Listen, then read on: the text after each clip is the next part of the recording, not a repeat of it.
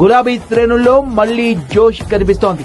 తెలంగాణ వ్యాప్తంగా నేతలు కూడా యాక్టివ్ మోడ్ లోకి వచ్చేశారు. అధికార పార్టీ నేతలు ప్రెస్ మీట్లు పెట్టడమే ఆలస్యం, పదునైన విమర్శలతో అటాక్ చేస్తున్నారు. అన్ని జిల్లాల్లోనూ క్యాడర్ అంతా ఏకతాటిపైకి వచ్చి కదం తొక్కుతోంది. ఇటీవల రాష్ట్ర ఆర్థిక పరిస్థితి, అప్పులపై జరిగిన రసవత్తర చర్చలో బీఆర్ఎస్ గట్టిగా ఢీకొట్టింది. శ్వేతపత్రాలు, లెక్కల సవాళ్లతో అధికార పక్షాన్ని ఇరకాటంలో పెట్టే ప్రయత్నం చేసింది. ఒక ఎపిసోడ్ ముగిసేలోపే ఇంకో ఎపిసోడ్ తో బీఆర్ఎస్ హీట్ పెంచేసింది. అప్పుల రగడ ముగియక ముందే కన్యపల్లి పంప్ హౌస్ ఇష్యూతో కొత్త పొలిటికల్ రచ్చ రేపింది. ఒట్టి మాటలకే పరిమితం కాకుండా గట్టిగా క్షేత్రస్థాయిలోకి తీసుకెళ్లడంతో అప్పుల చర్చ తెల్లారే మళ్లీ మరో డిబేట్ తెరపైకొచ్చింది. ఫలితంగా తెలంగాణ వ్యాప్తంగా అన్ని జిల్లాల్లోని ద్వితీయ శ్రేణి నాయకత్వం, కార్యకర్తలు రోడ్లపైకి వచ్చేశారు.